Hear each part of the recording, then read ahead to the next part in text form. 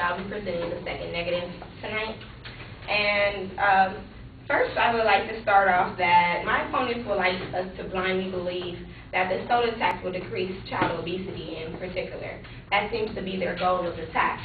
A soda tax cannot decrease obesity no more than a cigarette tax can decrease lung cancer.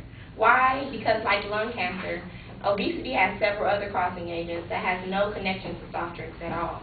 I will show in 3 ways why this tax will not work. First, I would like to point out that the second affirmative and the first affirmative can't come to a conclusion.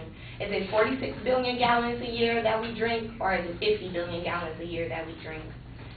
My first workability claim is 1, obesity is caused by several key factors. 2, raising the price of soda means rising food prices. And 3, according to the ABC Health News, in order to actually make a dent in obesity, Congress would need a 1,200% tax on soda. Now, my first workability claim, taxing sodas, will fail to reduce obesity in America because obesity is caused by lack of exercise, not eating breakfast, fruits and vegetables, and too much TV. The causes of obesity are complex and include genetic, biological, behavioral, and cultural factors. Basically, obesity occurs when a person eats more calories than the body burns up. So will this tax make people get up and burn calories? If so, it just must be some magical tax. Obesity can also be linked to the parents. If one parent is obese, there's a 50% chance that the other child is obese, and no soda can be in the home at all.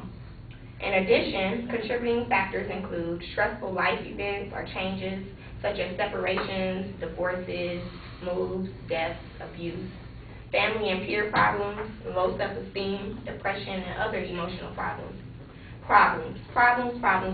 That's exactly what we're looking at, which brings me to my workability claim 2. Raising soda prices will, in the long run, hurt the economy. Corn syrup is the main ingredient of soft drinks. A tax will increase corn, which feeds our livestock that feeds us. Corn is by far the #1 crop in America. We produce over 12 million bushels a year, and with that, we feed the cows and the chickens, which we in turn feed us. And as we remember before in class, all of you almost agree that you guys eat meat. That means that your food prices will go up. And corn also makes byproducts such as cornstarch, marshmallows, glue, other things like that. That will cause those prices to go up as well. So my affirmative didn't even mention that this is something that's going to be indirectly that's going to trigger the other prices to go up, and they didn't even mention that. They just want us to just agree to this tax, and they never told us basically any details about it. Now, this tax will also drive up the food in general. Over 80% of the country's corn is fed to the chickens and cows, so if their food goes up, our food goes up. The average U.S. consumer already spends 9.8% of their disposable personal income on food. Now, this brings me to another point, which is the beverage tax will eliminate jobs. A beverage tax will be regressive and hand hardest to people who can least afford it. The beverage industry directly employs more than 220,000 people in the United States, including nearly 10,000 in Coca-Cola system just in Georgia. And through supporting industries, an additional 3 million people. That includes vendors, markets, things like that. So 3 million jobs when we're already dealing with unemployment rates that's so high.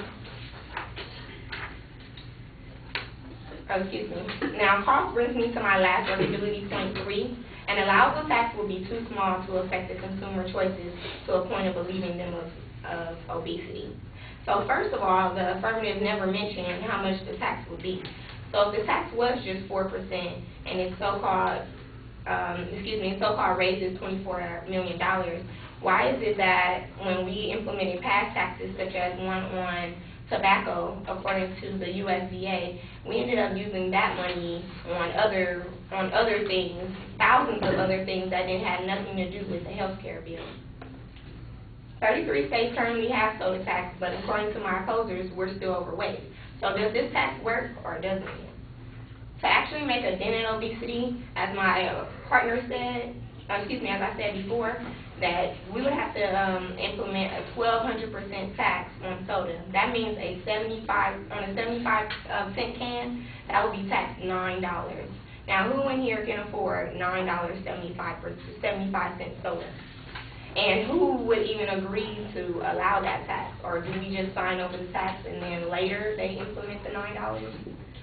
Soft drink sales have been declining for the past 9 years, as my partner said, and obesity rates in 2 states that do have the soft drink tax are among the nation's highest. So once again, is this tax working or isn't it? Past taxes such as these never go to the problem's issues, once again. And I want to bring up the analogy of tobacco and alcohol. Some like to believe that because we use that tax, that this would work, but it's been proven that consumption is still up. People are still using cigarettes. It's not going to shape their attitudes or what they want to do.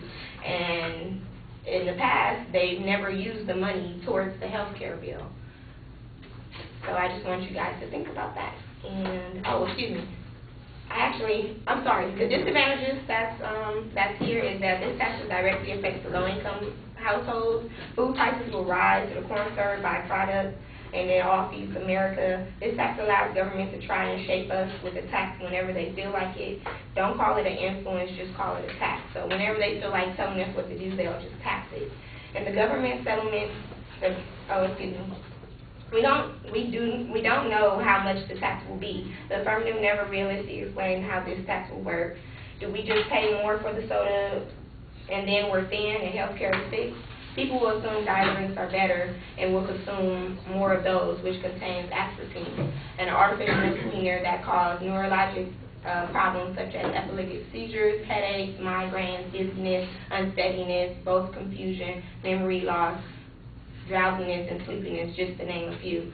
So we're going to take up this tax, and people are going to, either believe the tax or they're not. If they're going to believe it, they're going to end up using these diet drinks, which is not even good for you, and you're going to end up, according to cancer.gov, with these different elements of diseases and sicknesses, and that's all because of this tax that they want to put on us, and it's just to try to influence us and get into our pockets.